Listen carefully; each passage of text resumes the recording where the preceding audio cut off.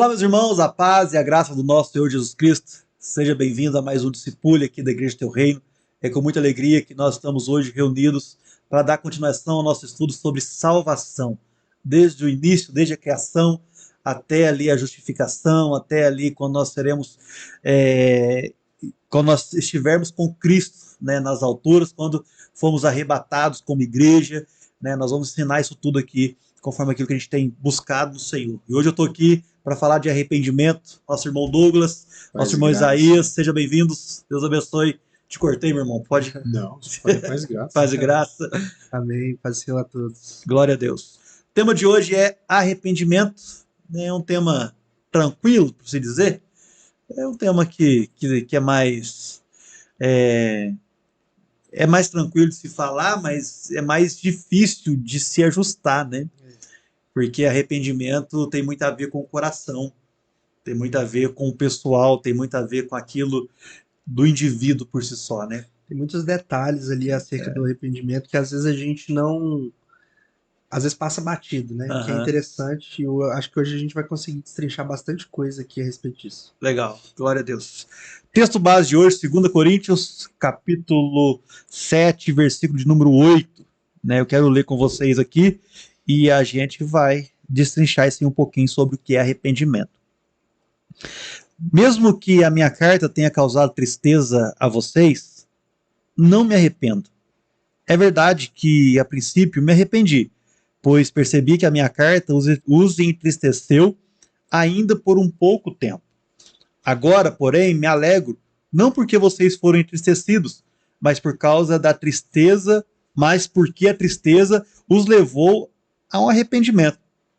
Pois vocês se entristeceram como Deus desejava, e de forma alguma foram prejudicados por nossa causa. A tristeza, versículo 10, a tristeza, segundo Deus, não produz remorso, mas sim um arrependimento que leva à salvação. A tristeza, segundo o mundo, produz a morte. Vejam o que essa tristeza, segundo Deus, produziu a vocês. Que dedicação, que desculpas, que indignação, que temor, que saudade, que preocupação, que desejo de ver a justiça feita. Em tudo, vocês se mostraram inocentes a esse respeito. Assim, se escrevi, não foi por causa daquele que cometeu o erro, nem daquele que foi prejudicado, mas porque diante de Deus, mas para que diante de Deus vocês pudessem ver por vocês mesmos como são dedicados a nós. Por isso tudo, fomos revigorados. Além de encorajados, ficamos mais contentes ainda ao ver como Tito estava alegre por seu espírito recebeu refrigério de todos vocês. Aí depois, irmão, você continua lendo. Eu ia ler só até o 10, mas acabei continuando aqui, estendendo, para a gente colocar um contexto. Alguém quer falar um pouquinho sobre esse texto? Vocês dois aí? Que carta que é essa? Né?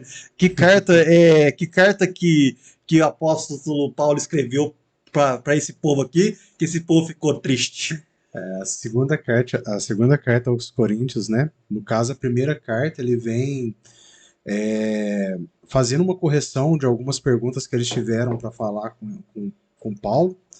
E dentro dessas correções ele vem amostrando bastante. Se a gente for ler 1 Coríntios, é uma correção muito interessante.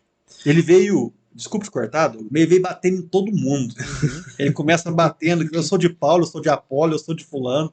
Ele começa batendo nos pecados carnais, sexuais que aquela igreja cometia. Ele bate também no rapaz que pegava a madrasta. Ele bate nos irmãos que a hora de comer a ceia comia sozinho e deixava lá, e vocês estão se reunindo para vergonha. Cara, o apóstolo Paulo, na primeira carta, nossa Deus, ele acabou com a igreja de Corinto. Ele acabou com a igreja matura. Pode continuar, desculpa te cortar. Não, mas é isso aí. Eu só não queria falar assim. Ele era uma igreja muito... Tive a ousadia que o pastor teve. E nessa segunda carta ele vem ali, nesse ponto especificamente, ele vem falando sobre a alegria e ao mesmo tempo a tristeza, que muitas das vezes nós temos dentro de nós quando nós vamos corrigir nossos filhos, quando nós vamos fazer uma correção daqueles que nós amamos. Isso é comum, isso é normal. Só que depois ele vem fazendo uma afirmativa interessante que fala que a verdadeira tristeza é aquela que nos traz um arrependimento genuíno. Uhum. Entendeu? Que a tristeza falsa é aquela que o mundo nos traz, da qual vai nos levar para a morte. Mas a tristeza genuína, ou seja, a tristeza que modifica os nossos pensamentos, que modifica as nossas atitudes, é aquela tristeza que traz um arrependimento nos nossos corações. Sim. Que vai trazer para o que a gente está querendo estudar aqui hoje, que é o verdadeiro arrependimento. Que ele vem contrito, que ele vem sacudindo as nossas estruturas de dentro para fora. O cristianismo, né, é a única religião que consegue acoplar duas coisas junto, né? Fé e arrependimento. Não tem como a gente colocar fé e arrependimento em qualquer outra religião. O cara pode ter fé em outros deuses, ele pode ter fé em outras coisas, mas arrependimento é difícil a gente encontrar em alguma religião. A gente pede. Eles tem muita religião que não se arrepende, eles falam na melhoria do homem. O homem vai melhorando, você vai se tornando uma pessoa melhor, tá? Mas o cristianismo, de fato, ele causa esse arrependimento e essa fé. Por que arrependimento? Arrependimento faz o que com a gente? Ele nos transforma, ele muda o nosso modo de agir e de pensar. Inclusive, aqui, né, no versículo 9, quando ele fala, né, Paulo dizendo aqui, agora, porém, me alegro, não porque vocês foram entristecidos, mas porque a tristeza os levou ao arrependimento. Ou seja, né, na primeira carta, Paulo desceu a lenha lá, né, no pessoal, e na segunda carta, e ali é lógico, né, ficaram entristecidos, mas Paulo aqui está falando, olha, eu me alegro hoje porque eu sei que o resultado disso foi o arrependimento de vocês. Ou seja, aquela exortação, né, aquela correção, ela os entristeceu por um pouco de tempo, mas que bom que aquela pequena tristeza, né, foi transformada num arrependimento verdadeiro. Né, porque uma falsa tristeza, né, digamos assim, a tristeza quando ela não está inserida em Deus, quando a gente não está em Deus e a gente se sente triste, normalmente aquela tristeza nos leva a fazer coisas, né, que vão nos matar espiritualmente. Sim. Né? Mas quando a gente se entristece estando em Deus, seja porque cometeu um pecado, seja porque cometeu um ato falho, né? Aquela tristeza em Deus, ela nos leva ao arrependimento. Então por isso que Paulo ficou feliz, né, com a sua exortação aqui nesse ponto. Justamente. E a gente consegue separar entre fé e arrependimento. É o seguinte: o arrependimento, ele nos afasta do pecado. O arrependimento, ele nos leva para longe do pecado. E a fé? O que a fé faz? Nos aproxima de Cristo. A fé nos leva para Cristo. Então é justamente isso que a gente entende no cristianismo, na vivência do evangelho, daquilo que Deus chamou a sua igreja para viver, daquilo como cristãos nós fazemos, o arrependimento nos afasta do pecado, do mal, do maligno, mas a fé nos conecta com Cristo. Então, fé e arrependimento precisam andar junto. Né? Quando a gente está falando de arrependimento, são para aqueles que têm fé que Cristo existe, que aquilo tudo. Né? Só um adendo. Arrependimento é essa aula, fé é a próxima, tá, gente? A próxima é fé, né? Então, irmãos, então aí, ó, já espera aí daqui quarta-feira que vem que tá saindo aí a questão da fé. Aprender o que é fé. Qual é o significado do arrependimento? Vamos lá, né? A gente precisa entender um pouquinho sobre o que significa arrependimento. Vamos lá, o que é se arrepender? Eu acho que, né, se arrepender aí é quando a gente se volta para Cristo, né? Ou se de fato a gente volta para uma vida cristã, uma vida com o Senhor, ou não. Uma falsa vida cristã. Ou uma falsa vida cristã. Ou seja, achamos que estamos em Cristo, mas se não tiver arrependimento genuíno, é uma falsa vida cristã. Uma ilusão de cristianismo, né? Exatamente. Gente, o que mais tem, não vou falar que é o que mais tem, porque eu posso estar errado, mas se a gente for pelas parábolas, 50-50, 50%, 5 noivas prudentes, 5 nécias, 2, um sobe e tal. Tem muita gente vendo uma ilusão de cristianismo, achando que está salvo, achando que se arrependeu, né? Um adendo que eu posso acrescentar aqui é muito com relativo o que se é pregado nas igrejas. Lá no século passado, a Igreja Católica veio e começou a pregar sobre arrependimento, começou a pregar. Aí lá atrás, o que eles faziam? Eles iam, se arrependiam, ia lá pro padre e começava a confessar. Isso é bíblico, né? Eu acho interessante que isso. Aí confessava, aí o padre ia lá, falava pagar penitência, isso, aquilo outro. Isso não é bíblico, não. Não. Vamos dar a volta na história para entender um pouquinho do que a gente quer falar, o que é o verdadeiro arrependimento. Então, com o tempo foi se passando e a Igreja Católica começou a ter necessidade de dinheiro. Uhum. Olha lá, gente, dinheiro. Tem o nome do cara aqui, vou achar. Aí chegamos eu não vou lembrar qual papa não, tá? Não, aí ele começou a distribuir indulgência. A pessoa comprava indulgência pagando, ou seja, você comprava salvação, irmão. Aí quando iniciou essa compra de salvação, se perdeu o sentido do arrependimento. Se perdeu o sentido do pregar o arrependimento. É quando se levanta, eu não vou lembrar quem se levantou antes de Lutero, mas tem um que se levanta antes de Lutero, depois se levanta Lutero, e aonde vem Lutero com a primeira tese. A primeira tese de Lutero, ela soube viver em arrependimento. No caso lá ele fala penitência. A primeira tese ele fala penitência. Então, Lutero ele levanta a questão de que nós devemos viver em penitência a Cristo, ou seja, viver em arrependimento para Cristo. E hoje em dia, a gente está vendo que algumas igrejas têm vendido de novo esse evangelho falso, entendeu? Em troca de dinheiro, em troca de poder, em troca de recursos midiáticos, trazendo um povo do qual não foi falado para eles aquilo que a gente estudou lá atrás, pecado. Nós somos homens pecadores. Você tem que se arrepender.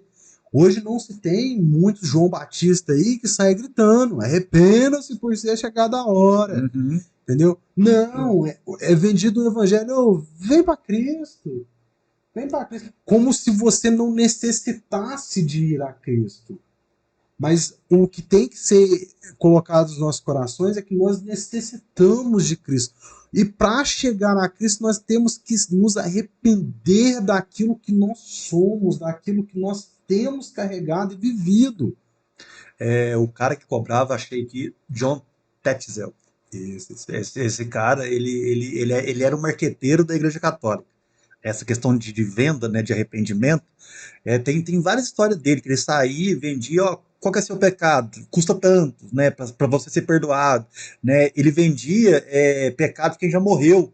Ele ficava lá, uma moeda caída no cofre é uma alma liberta do inferno. Ele fica gritando assim, né? Aí ele chegou até o extremo, que é uma história verdadeira, que eu tiro sarro dessa história, é que ele começou a vender perdão para pecados que você ia cometer. Sim.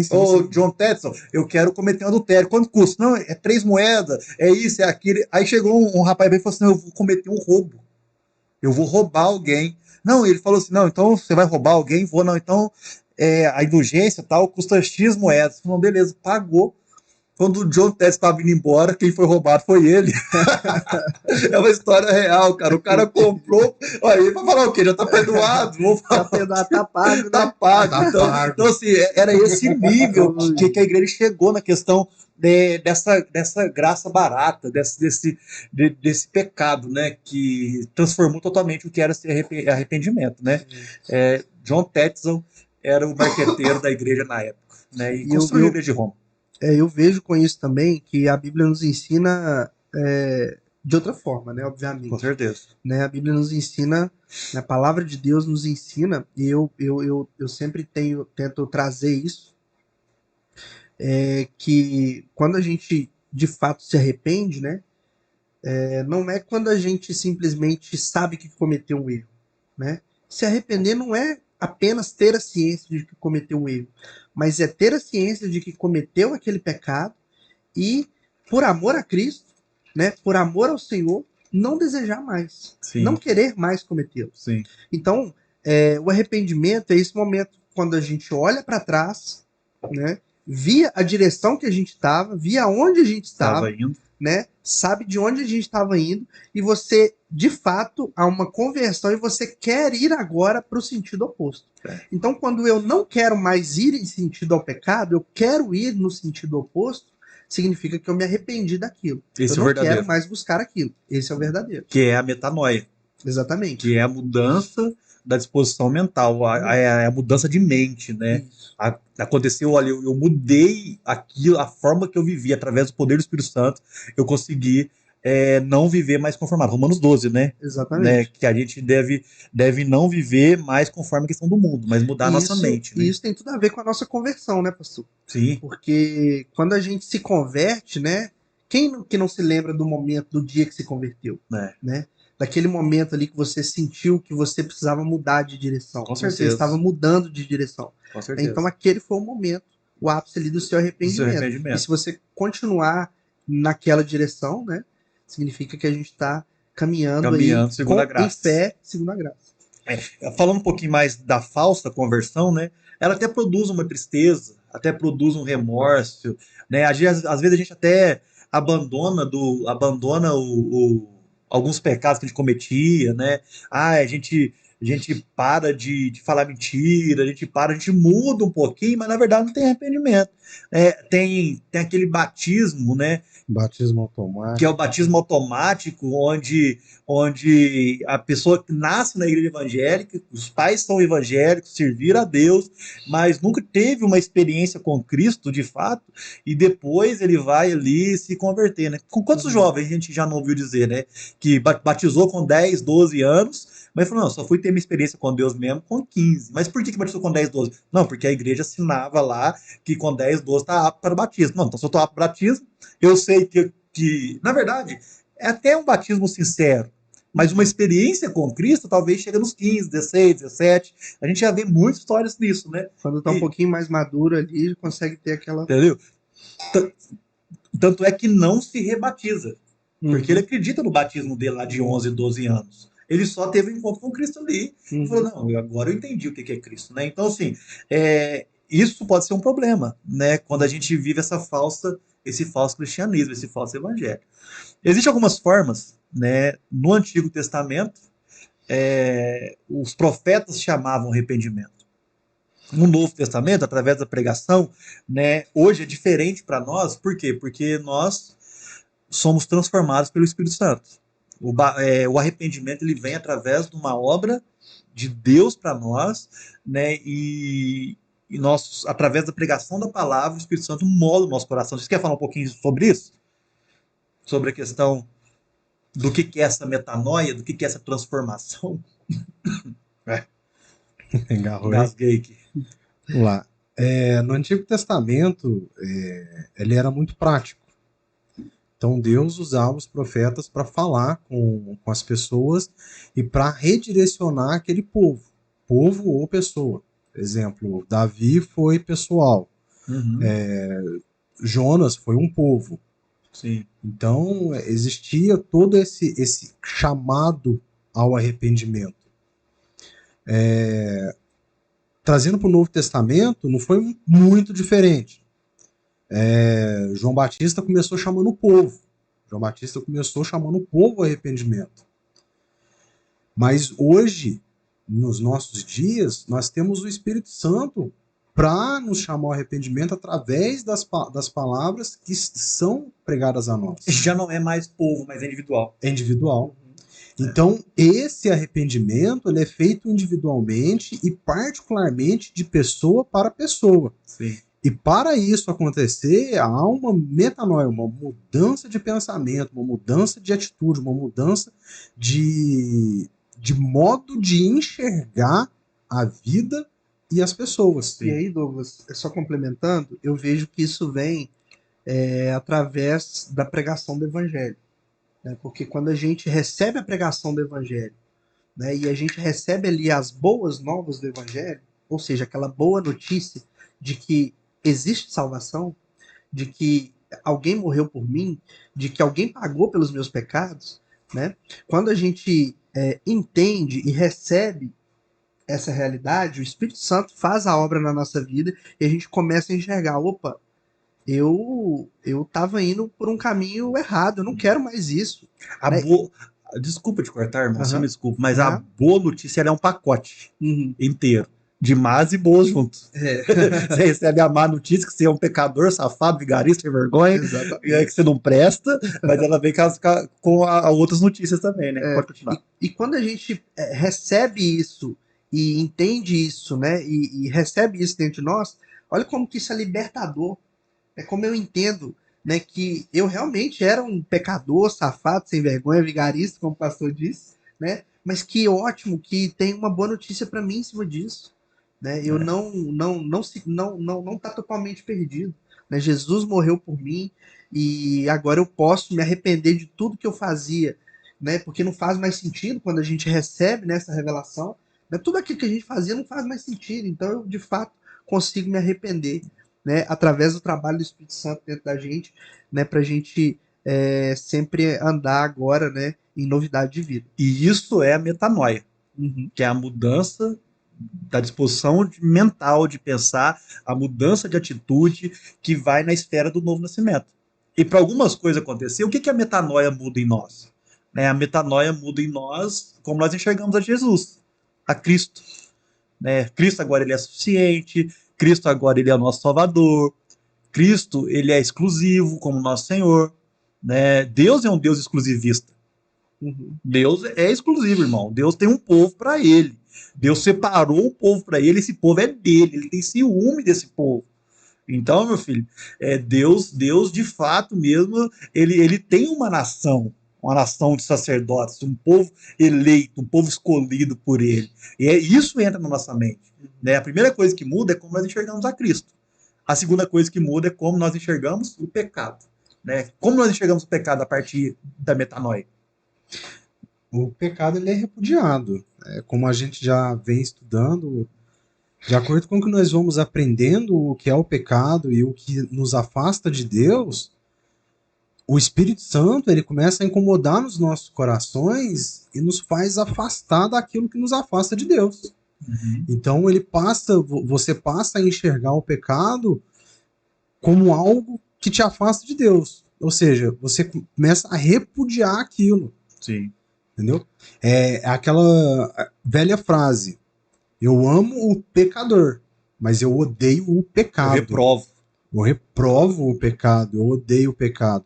Entendeu? Então, ou seja, nós odiamos a prática e não quem pratica. Justo. Então, o que move esse arrependimento em nós é que nós não queremos mais ter a prática dessas atitudes. Certo? Então, o pecado para nós se torna algo sombrio, algo que nos afasta de Deus. Então, a partir do momento que aquilo nos afasta de Deus, eu não quero mais conviver, viver ou participar daquele pecado. E a questão da metanoia, e voltando um pouquinho também, ela é tão interessante que a gente, quando a gente olha para Paulo, né, como foi a conversão de Paulo, parece que Deus estava deixando ali pra gente, né? O Senhor estava nos mostrando, Jesus estava deixando ali pra gente uma ilustração perfeita, né? Porque quando ele estava ali cego e quando ele volta a ver, é uma ilustração, na minha opinião, perfeita ali para aquela metanoia, porque ele volta a enxergar e enxerga o mundo de uma forma completamente diferente. Sim. Né? Ele realmente mudou a sua mente, mudou a sua forma de enxergar e houve ali uma conversão verdadeira, genuína, né? É isso que o Senhor, né, quer fazer conosco. E essa metanoia, ela nos leva a querer a palavra de Deus. Ela nos leva a ter um desejo pessoal pela palavra. Né? Aquele que é convertido, ele quer conhecer Deus. E como que ele quer conhecer Deus? Não tem outro caminho, irmão. Irmãos, o crente ou o cristão que ele quer conhecer Deus pela palavra de domingo é muito raso. Pelas palavras ministradas só por pastor ou só por um irmão, por um diácono, um obreiro, ele vai ficar num evangelho muito raso. Por que que eu preciso de um pastor? Eu não estou aqui tirando o mérito de um pastor de uma pregação de domingo, pelo contrário, tem muito valor, mas eu quero levar a valorizar a palavra de Deus. Os irmãos, E a instigar os irmãos a ter esse desejo, né, desejo, essa vontade. pela palavra de Deus, por obedecer a Deus, por obedecer aquilo que a Escritura manda, saber o que cada texto quer dizer, né? Ele muda também o seu padrão de vida, o seu padrão de fé. Então, assim, isso é a metanoia. É eu olhar para a Escritura e falar assim, irmão, eu preciso disso aqui todo dia. Eu não dependo de um pastor, eu não dependo de oração da irmã do coque, eu não dependo de ir num culto aonde o fogo desce, aonde tem irmãos, não. Eu preciso disso, é óbvio, ó, como bom e agradável que vemos em comunhão, né? Eu preciso de ouvir e ouvir a palavra de Deus, mas eu preciso ter comunhão com aquilo que Deus quer. A metanoia, essa mudança da disposição, pastor, mas eu não sei ler. Irmão, tem Bíblia falada. Eu não tô falando de ter uma Bíblia de papel, tô falando de pegar a Bíblia, a Escritura e ouvir a palavra. Né? Tipo assim, porque a gente fica tão dependente de comentários bíblicos. O que o pastor faz todo domingo é um comentário bíblico. É uma exposição daquilo que ele leu no texto. E é bacana, tem que ter. Tem que ter. Mas nós não podemos ficar só nisso.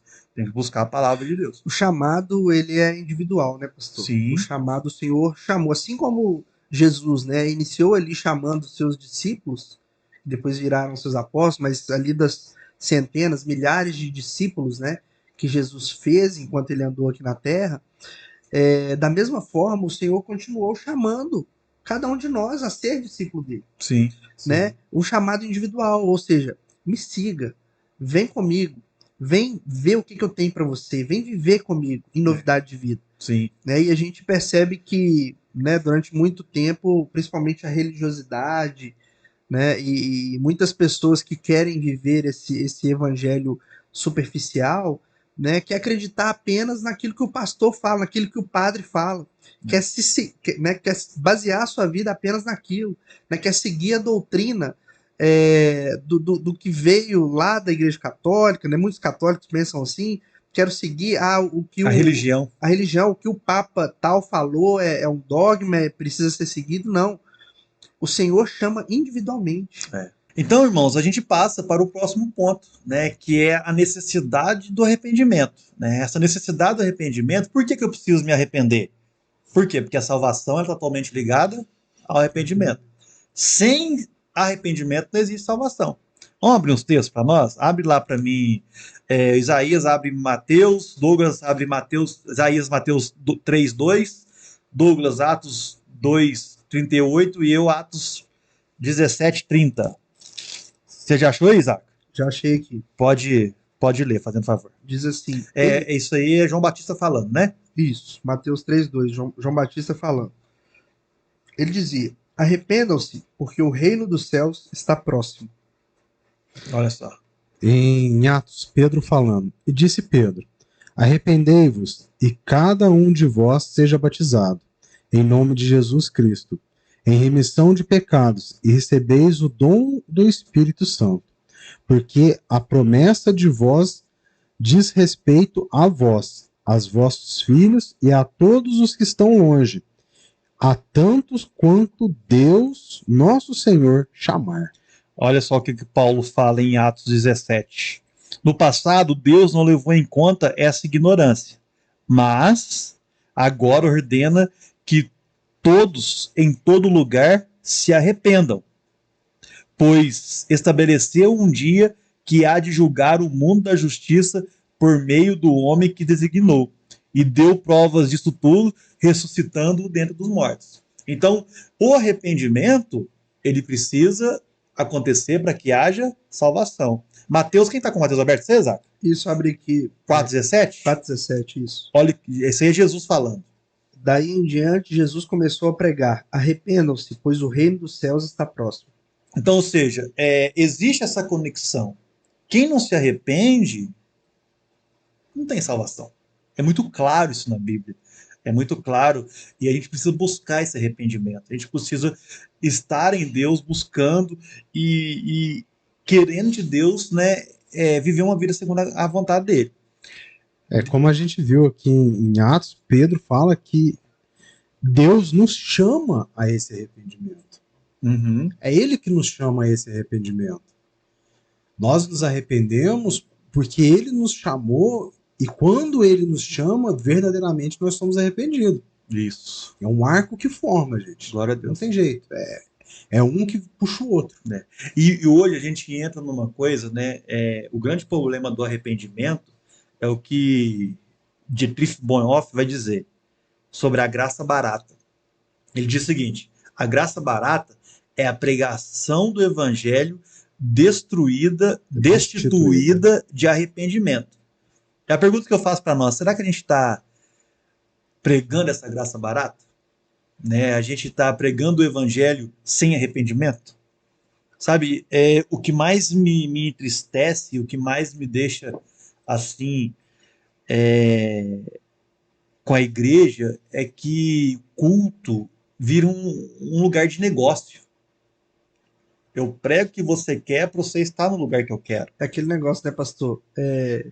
Vem como você está e continue como você Justamente. está. Não é assim. Não, Vem como você está, mas você não pode continuar como você não, por quê? Porque Deus é amor. Não, porque Deus é coitado do irmão. Cara, eu aprendi uma coisa com a caminhada, né, de uns 6, 7 anos para cá, que mais depois ainda que eu virei pastor presidente, que eu tenho uma igreja para cuidar, é que a única coisa que faz pessoas ficarem dentro da igreja é o arrependimento dos pecados.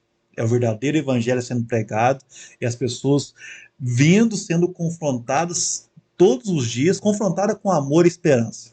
Eu acredito muito nisso. O evangelho, ele precisa ser pregado com amor, com verdade, com dureza, mas também com a esperança. Não adianta nada eu falar pro cara que ele é um pecador, que ele não presta, mas também eu não dizer para ele que Jesus morreu para isso, para te salvar, para te curar. Então o evangelho ele é um compilado do início ao fim perfeito, que faz com que a pessoa verdadeiramente se arrependa e que a pessoa verdadeiramente encontre Cristo, Ele né? mostra o problema e traz a solução. Justamente. É uma igreja triunfalista, uma igreja onde o homem está no centro, aonde o homem vai se dar bem, aonde o homem vai crescer, aonde o homem vai ter sua vida restaurada, seu casamento restaurado. Irmãos, quantas pessoas passam aqui, pastor, muda meu filho para mim? É difícil, né? Porque eu posso mudar, eu vou pregar o evangelho, mas ele quer o evangelho? Ou você quer que eu chegue para ele e fale assim, olha, seja bonzinho? Cara, é difícil. Nós não podemos entrar nessa visão de graça barata. Alguém quer falar mais alguma coisa sobre graça barata? Uma igreja que é tudo para o homem vai viver do homem. Uma igreja que é tudo para Deus vai viver de Deus. De Deus, né? E há uns 2 anos atrás, a gente estava lá no outro galpão ainda, né? E Deus falou nitidamente comigo: confie na minha palavra. Né? Por quê? Porque a tendência do pregador, do pastor, é dar show em cima do altar. É querer que as pessoas estejam conectadas com ele, é querer que as pessoas. É óbvio que a gente tem que ter esse feeling, essa intenção de ver se o público está recebendo bem aquela palavra, está entendendo o que você está falando, né? Mas não é lugar para ser aplaudido, é lugar para se pregar o evangelho, é lugar para se. Eu acho que a grande preocupação é o que você falou. É se o público está entendendo aquilo que eu estou pregando. Justamente. Passou disso, eu acho que torna verdade. Justamente, né? Eu quero ser aplaudido, eu quero ser um bom pregador, eu quero ser chamado para pregar em outro lugar, né? E eu, assim, a gente tem que ter essa noção daquilo que Deus nos chamou para pregar o evangelho, porque o evangelho é dele, a igreja é dele, né? Então nada que é nosso, tá tudo sendo produzido para ele, né? E com isso, né, a gente entendendo o que é o arrependimento, que ele vem acompanhado de salvação, né? Qual que é a natureza desse arrependimento? O que o arrependimento causa, né, na vida do homem? Qual que é a diferença entre arrependimento e remorso? Né? Vamos lá. O que é a diferença entre arrependimento e remorso? O que você vai falar? Eu penso que o remorso é como se fosse aquela falsa tristeza, né? Uhum. Uma tristeza falsa ali que você pode sentir, mas que você não acha necessidade de mudança. Sim. Não vê necessidade de mudança. Né? Não, por exemplo, vou dar um exemplo aqui. Estou querendo emagrecer, por exemplo, e comi uma bolacha de doce. né? E aí você sente que, nossa, não deveria ter comido, Uhum. né? Mas você não se arrependeu de ter comido porque fez bem para você, né? E pronto. E pronto, é só um remorso, né? Mas o arrependimento genuíno, ele causa dor, né? Ele causa necessidade de se afastar daquilo. Então acho que essa aí é uma das, né, das grandes diferenças aí entre arrependimento e remorso. Tem uma frase, Vamos falar. tem uma frase que eu vou tentar falar aqui, que eu já falei há algum tempo, já ouvi de alguém falando. Existe uma diferença entre vontade e necessidade, ou precisão. Eu tenho vontade de emagrecer, mas eu preciso emagrecer, Uhum. né? Então é isso mesmo. Eu acho que quando a gente precisa, a gente não faz. Mas quando eu tenho essa necessidade, agora eu preciso me arrepender. Eu preciso pedir perdão pelos pecados. Mas eu necessito isso? Quem não tem a revelação da necessidade, não faz. Não faz. Agora, quem precisa emagrecer porque está doente, precisa reduzir o diabetes, reduzir essas questões, cara, eu preciso. Precisa. Eu tenho É que fazer. diferente. Eu tenho que fazer. Então, quando a gente olha para aquilo e fala assim, cara, eu preciso me arrepender, é diferente do que eu quero, eu acho que eu tenho. E isso é só que nem revelação de Deus mesmo, né?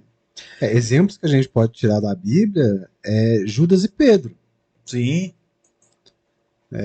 Pedro negou Jesus e Judas traiu Jesus. Ambos cometeram pecado contra Jesus, sendo discípulos, sendo os 12. Contudo, Judas ele teve um remorso que levou ele à morte. a morte. Ele não se arrependeu, ele teve um remorso. Ele teve uma tristeza, ele ficou triste a ponto de morrer, Uhum. como a gente já leu. Que a tristeza que não gera em nós o verdadeiro arrependimento, ela nos vai levar à morte, seja ela espiritual ou seja ela natural. Já Pedro, ele negou a Cristo, ficou extremamente envergonhado, se a gente for ver a história, voltou para o velho homem que era, mas quando Cristo veio ressurreto e se apresentou a ele, o que Pedro faz? Se arrepende e volta. De volta. Aí que está Ele o ponto entende, de né? questão. Ele entende. volta. É. Ele entende que o pecado dele tem uma solução e foi aquele a qual ele negou e esteve com ele os 3 anos que teve junto. Glória a Deus. Vocês querem falar um pouquinho sobre, lá no texto lá de 2 Coríntios 7, 9 e 10, onde fala sobre a tristeza do mundo e a tristeza que Deus produz, né? Eu queria fazer uma ressalva nesse ponto. De qual? Do 2 Coríntios, hein? Sobre a tristeza.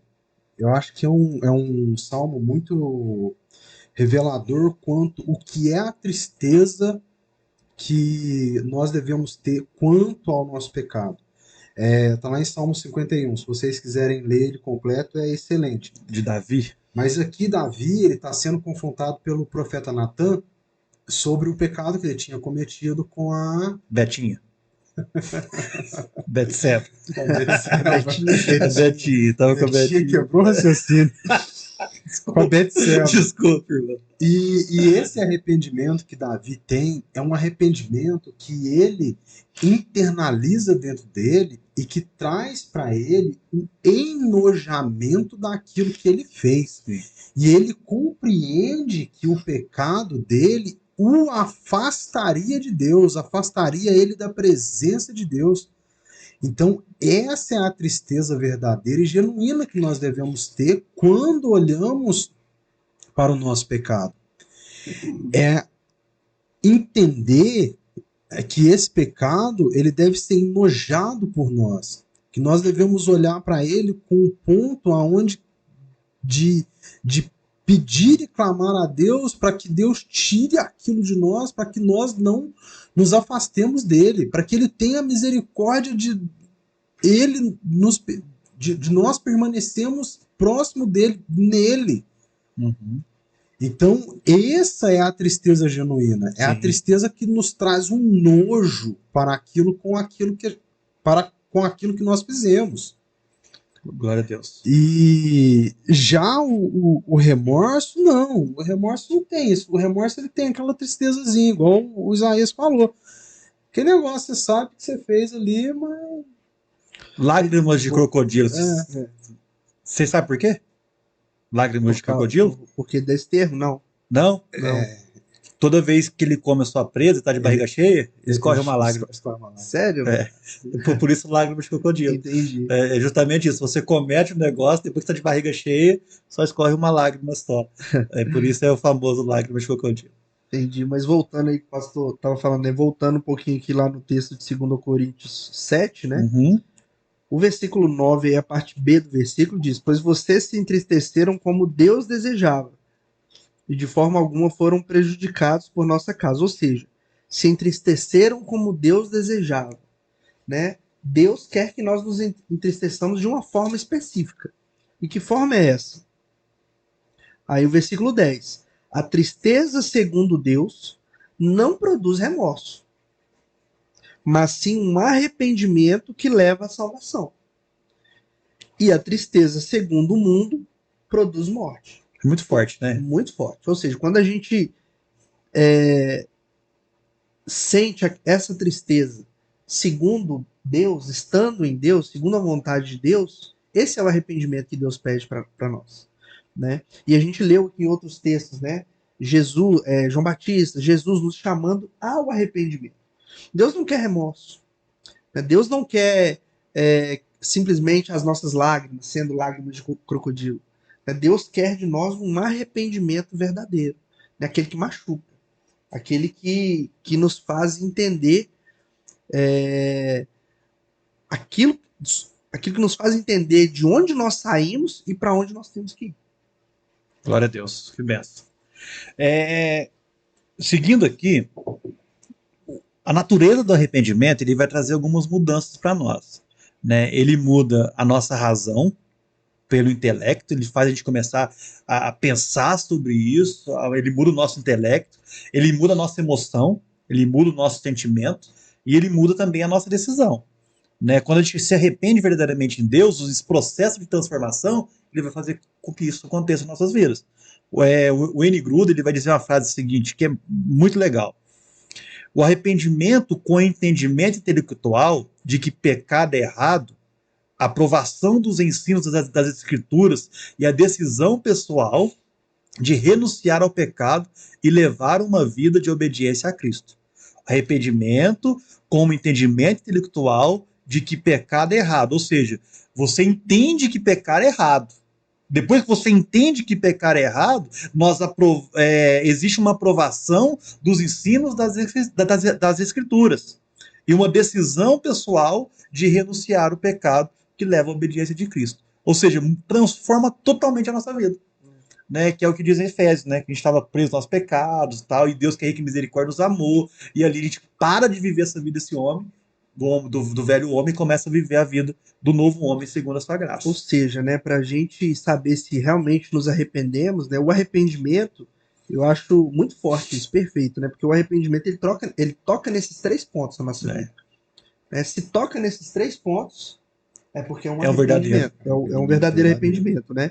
Na razão, ou seja, no intelecto, na emoção, né, dentro dos nossos sentimentos e no nosso poder de decisão. Justamente. Né? A gente entende, a gente sente e a gente decide aquilo que a gente precisa fazer. Justamente. E essa decisão ela leva para um único destino.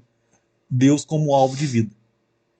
Exatamente. Deus como aquele a quem nós vamos viver e buscar e glorificar e ser feliz em Deus pro resto da vida, né? Quem está em Deus não tem vontade do mundo. Uhum. Quem está em Deus não tem vontade de ir para Arapuca. Quem está em Deus, irmão, tem misericórdia de quem vai para esses lugares, né? E a gente vai construindo esse relacionamento com Deus, essa busca e falando, irmão, eu não preciso disso. Eu não preciso. Por mais que eu vá, vamos supor, né? Vamos trazer aqui, vamos supor que algum irmãozinho mais fraco na fé decide ir para Arapuca. Cara, quando ele chega lá e fala assim, meu Deus, o que eu estou fazendo aqui? E quantas vezes no início, principalmente da caminhada de muitos, não sei de vocês, mas vou colocar a minha aí, que você está num lugar onde você não se enxerga naquele lugar mais. Justamente. Você está ali e você fala assim, o que eu tô fazendo aqui? É. O que eu vim fazer aqui? É Por Deus que eu tô trabalhando. aqui? É Deus trabalhando. Aí você começa a ter esse questionamento. É o Espírito Santo te incomodando. É o Espírito Santo levando você àquilo que ele quer. Ó, esse não é o seu lugar. Não é pra você estar aí. Teve um irmãozinho uma vez, né, meio jovenzinho, né, 23, 24 anos, que deu um desviado da igreja. Ele falou assim, pastor, eu ia pro pagode. E quando eu chegava no pagode, tocava Entra na Minha Casa, Entra na Minha Vida, do Regis Danese e pagode, cara. Mas não é Como possível, Zaqueu. cara, como Zaqueu. Até aqui eu tô desse jeito. Tipo assim, então, o Espírito Santo mexe, né? O Espírito Santo mostra, o Espírito Santo direciona, né? É, qual que é essa praticidade do arrependimento? Né? A gente já falou aqui, né? O arrependimento ele acontece num lugar específico. Tem um dia, né? Tem umas frases aí que a gente ouve e que é de fato. Se você não sabe o dia que você teve um encontro com Jesus, é porque você não teve. A É gente, tão marcante, né? a gente sabe o dia que a gente casou, a gente sabe o dia que a gente deu o primeiro beijo nas nossas esposas. Vocês lembram onde foi? Cara, não esqueço, cara. E você sabe como é que foi. Você não lembra não, Dogão? Aí eu tenho a memória fraquinha, filho. Mas o dia que Jesus tocou você lembra? O dia é exato específico? Não, pastor. Exato específico? Olha, Não, olha, tô cara. brincando. Mas Eu como é tenho que a foi esse memória processo? fraca, cara. Muito fraca. O processo eu lembro. O processo Não, então inteirinho eu então, lembro. justamente, O processo, justamente, disso que igual eu eu tô tô te falando. falando. O processo inteiro. E muito pelo contrário, eu tenho até como posso dizer? Quando eu paro para lembrar de tudo que foi passado e tudo que eu vivi, dá uma dorzinha no coração, porque das pessoas que me levou para a igreja, depois que me levou, saiu. Não, eu também, minha história é essa também. Aí, hoje eu acho que ela voltou, eu não tenho certeza. Até me distanciei, é amigo ainda, assim, conhecido, cumprimento, mas nunca parei para conversar com ele sobre o evangelho. Mas na época que ele me levou, era assim: a gente tinha feito um combinado, vamos para a igreja, aí depois da igreja a gente sai. Aí, ou seja, a gente ia pra igreja, E ir pra balada. ia pra balada. Aham. Saía da igreja, ia pra balada. Saía da igreja, ia pra balada. E com o tempo, a palavra de Deus ela vai entrando nos nossos corações e vai nos movendo para algo que, que é a vontade dele. Então, com o tempo ali, eu fui vendo que eu fui só distanciando. E Deus foi enchendo a sua vida. E Deus preenchendo. E é onde eu falei que é aquele ponto. Às vezes eu saía dali do culto, saía da igreja, ia pro lugar onde eles queriam ir, e chegava num lugar e eu ficava ali. O que eu tô fazendo aqui? Sabe? Isso aqui, o que eu tô fazendo da minha vida? Eu acho que isso não é legal. Foi quando eu tive pessoas ali dentro da comunidade que me abraçaram e eu conseguia falar não. Por isso que é muito importante, há tempos eu venho batendo na tecla sobre a comunhão dentro da comunidade. Porque foram essas pessoas que foram me trazendo para dentro que fez a conversão verdadeira a se tornar. Eu lembro, assim, um ponto impactante na minha vida foi no primeiro acampamento. Você tava. Então você tem esse dia. Mas eu quase não abri lembro. João 3,16, comecei a pregar para você hoje o dia. Eu não lembro a data. Sim, É porque o Douglas ele é muito literal, né, pastor? Eu imagino que ele tenha entendido assim. Não, você tem que saber Você tem que saber o dia 23 de outubro de 2002, às 7 horas da noite. Eu sou desse Mas tipo. não é isso. Eu sou desse Né? tipo. O que a gente fala aqui é que assim, a gente tem que saber do momento. Tá Porque vendo, aquilo gente? me impactou. Tá vendo, Teve um gente? dia que eu fui É um impactado. momento, viu, gente? Mas eu quase peguei uma ideia pra você aqui, irmão. É um momento. É um momento. Eu quase abri a escritura aqui pra ser hoje o dia, pelo podcast. Eu lembro do meu, cara. O meu foi na ABD. Ninguém vai lembrar da ABD aqui. Mas foi na ABD, numa festa onde Eu tava. chamava Nescol, quem não aguenta bebe leite. Eu tava. Skol, 50 centavos. Deve estar tudo vencido, irmão. Skol, 50 centavos, e naquela noite a gente bebeu até, e eu sentado lá, no lugar onde tinha um vidro que você via o espaço de baixo, eu sentado lá, falei assim, Deus, isso aqui, na verdade, eu não falei. Na verdade, veio uma voz no meu coração dizendo, isso aqui não é para você. Isso aqui não é o seu lugar. Eu acho que eu me converti tonto. Eu falei assim, não, isso aqui não é mesmo o meu lugar. Eu acho que eu me converti tonto e eu acredito que isso possa acontecer. E depois, no outro final de semana, eu já fui para a igreja. Eu já tinha alguns amigos na igreja e de lá tô aí, 20 anos ano que vem, servindo a Deus. Você lembra do seu dia, Zaca?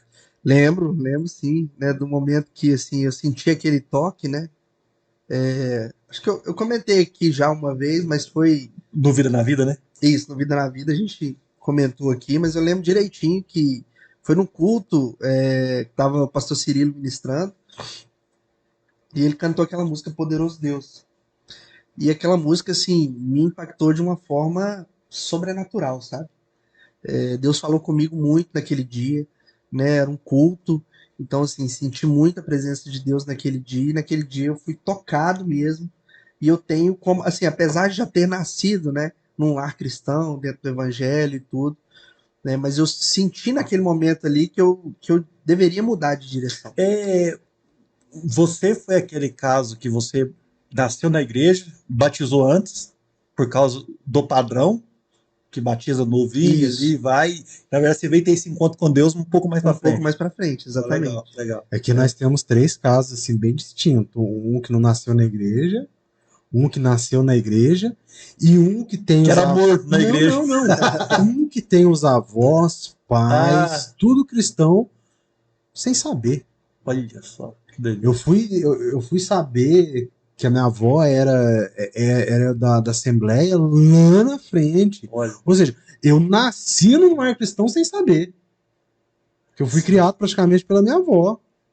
Então, lá na frente que eu fui descobrir que a avó era da Assembleia. Quando minha mãe voltou, minha mãe nasceu na Assembleia, foi para a Católica, por desentendimentos familiares e por aí vai afora. Aí depois ela volta para a Assembleia. Aí quando ela voltou para a Assembleia que eu fui descobrir que minha avó era evangélica olha, desde sempre. Eu falei, poxa vida. Aí é o que eu tava falando. Aí vem o ponto de onde que é o momento da minha conversão. Aham. Vai. Pra mim, eu creio em mim que, tipo assim, ponto exato, igual você estava falando assim, de saber o dia exato, eu não sei não, gente. Não é. Mas tem um Puxo na processo memória, aí. Teve um eu processo. puxo na memória. Não, eu sei, eu sei o Pra dia. mim foi um processo. Foi um processo dolorido, foi um processo de sabe, de cura ali, de transformação, onde foi mudando, até chegar num ponto onde eu me enxergava cristão. Glória a Deus. Zaca, cabo seu aí. Aí você teve esse encontro com Deus. Tive esse encontro com Deus ali naquele culto, né? No meio daquele culto ali, aí a gente se derrama, né? E depois disso, aí muda, né? A nossa Muda. visão é como se tivesse caído as escamas dos olhos. Eu era novo ainda, eu tinha ali por volta dos meus 14 anos, Aham.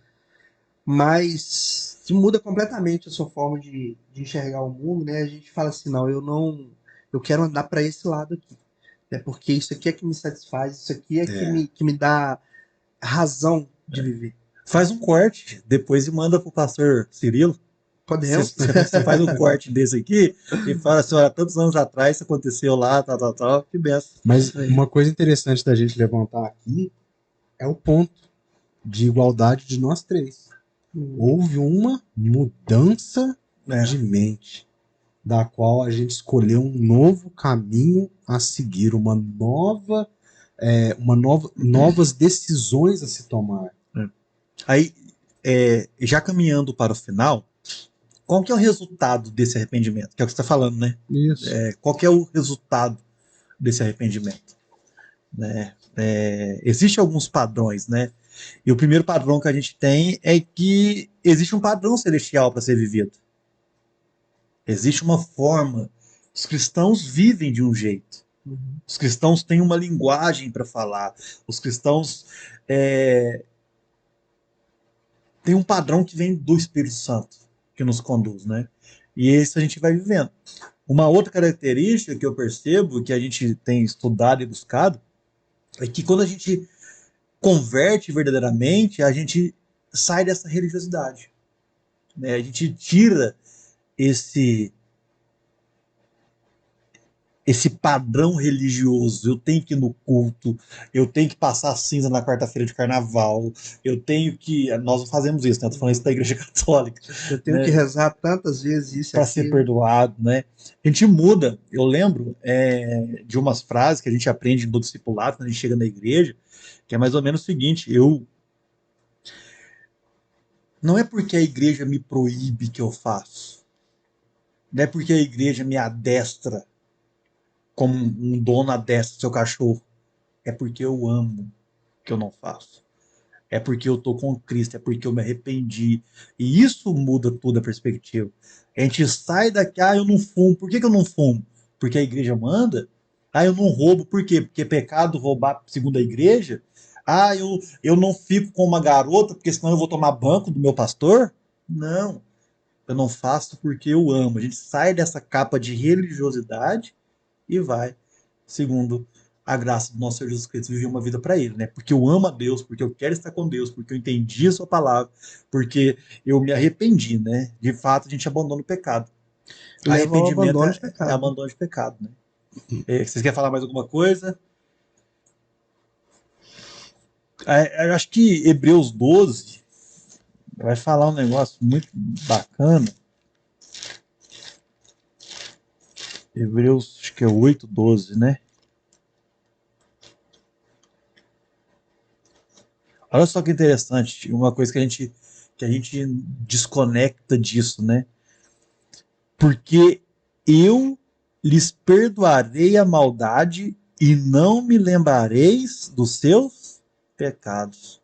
Sabe, irmãos, a gente tem que entender de uma vez por todas que quando tem o verdadeiro arrependimento, os pecados são cancelados, São anulados. né? São anulados, né? Tem uma experiência que eu acho de Lutero, né? Se eu tiver errado, vocês me corrigem aí na construção da história, mas é que ele, naquela luta dele contra o pecado, ele teve uma visão de que o diabo começou a escrever os pecados dele na lousa, né? E escrevendo naquele quadro lá, escreveu, sobrou um espacinho pequenininho assim do lado. Aquele espacinho pequenininho, ele foi lá e escreveu: o sangue de Jesus perdoa todos os pecados. Né? Então, assim, então, se a gente tem esse entendimento de que, uma vez pedido perdão, uma vez confessando o seu pecado, cara, Deus esquece. E o diabo não. Por quê? Porque é essa isca que o diabo tem pra nos fazer. Mas você já pecou aquele dia, aí você já fez aquele negócio, sabe? Eu tava vendo um vídeo de um coach. Eu não gosto de coach para evangelho, mas o coach para a vida, ele dá uma destravada em algumas coisas, né? Ele falou algo interessante, ele falou assim, um amigo dele falou assim, essa aqui é a última latinha de Coca-Cola que eu vou beber. Aí ele fala que ele pega a latinha desse amigo dele e fala assim, não, a última foi a outra. Você não precisa dessa. A última você já bebeu.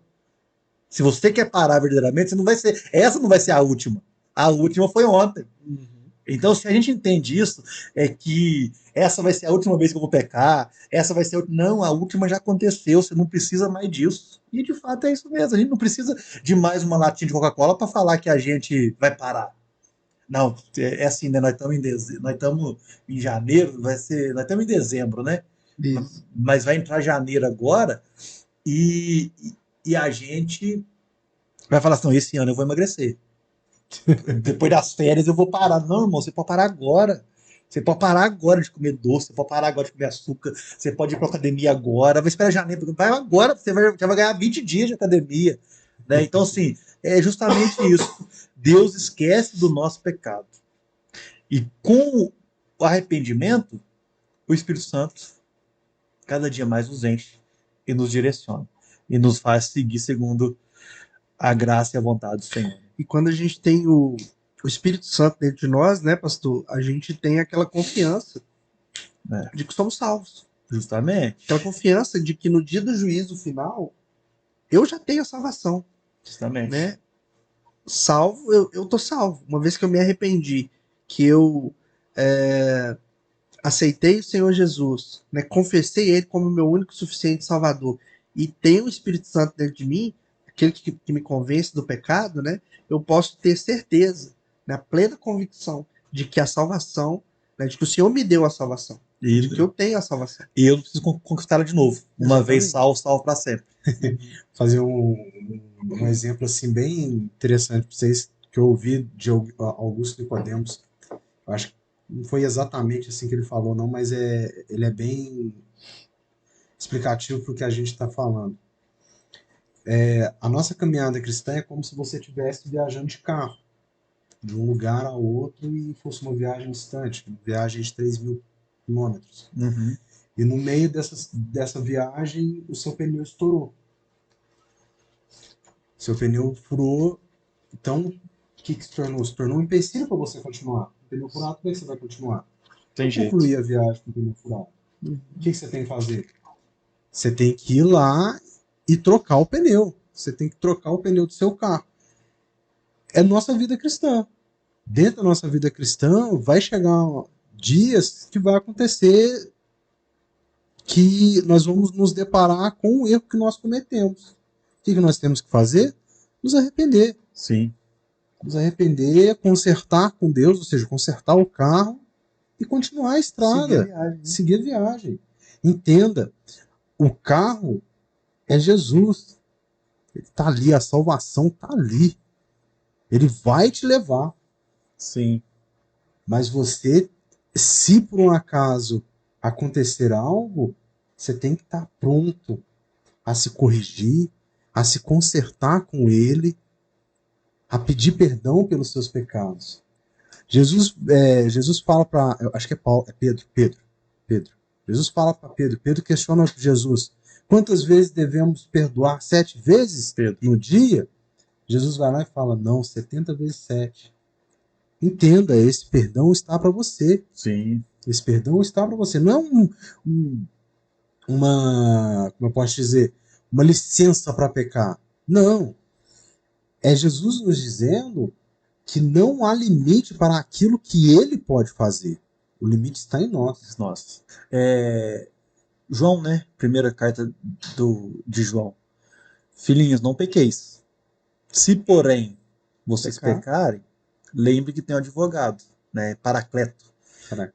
Que é o seu ajudador, aquele que vai estar com você, aquele que vai lutar junto com você, né? Aquele que vai te conduzir à graça, à salvação, né? Então nós temos um advogado que é Cristo, que intercede por nós lá. Nós temos que olhar para o arrependimento contínuo na nossa vida com graça, à luz da cruz, entendendo que não é o nosso agir e mover para o arrependimento que vai restringir a salvação de Cristo, mas que a salvação ela está para você por graça. Sim.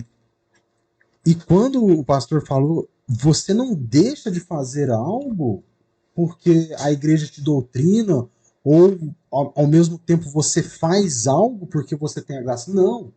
É tudo uma condição que Cristo imprimiu em nós pelo amor. Sim. Ou seja, nós deixamos de fazer algo pelo amor. E nós fazemos algo pelo amor. Essa graça vindoura que entra nos nossos corações e que ela nos torna uma nova criatura é que nos vai levar a Cristo. Que é o que nos dá essa certeza da salvação. É entender que nós, por nós mesmos, não conseguimos. Mas que na força de Deus e do Espírito Santo agindo em nós, nós chegamos lá. Por isso tem que dar liberdade, né? Para Deus agir. Por isso que tem que deixar o fluir do Espírito, né? Se ouvir a voz do teu Deus, não endureça o coração. Deixa Deus ir trabalhando, deixa Deus ir ministrando, porque não é mais a nossa vontade, é a vontade de Deus sendo executada em nós, né? Amém. Amém. Para a gente poder encerrar aqui, eu quero encerrar com a frase do Miller de Erickson, que diz o seguinte: se não houver arrependimento consciente, não haverá verdadeira noção de ter sido salvo do poder do pecado. Né? Então isso é muito forte. né? Se a gente não tiver esse arrependimento consciente, a gente não vai saber de quão podridão nós somos salvos, né? Se a gente não tiver revelação do pecado que tanto nos prendia, a gente não vai ter noção disso, né? Então é isso. Amém. Nós encerramos a aula de hoje. Alguém quer falar mais alguma coisa? Glória a Deus. Tranquilo? É isso, meu irmão, minha irmã. Que Deus abençoe vocês. Falamos aqui sobre arrependimento. Compartilhe aí com seu amigo, com seus irmãos, com sua família, né? E acreditamos que Deus pode perdoar nossos pecados.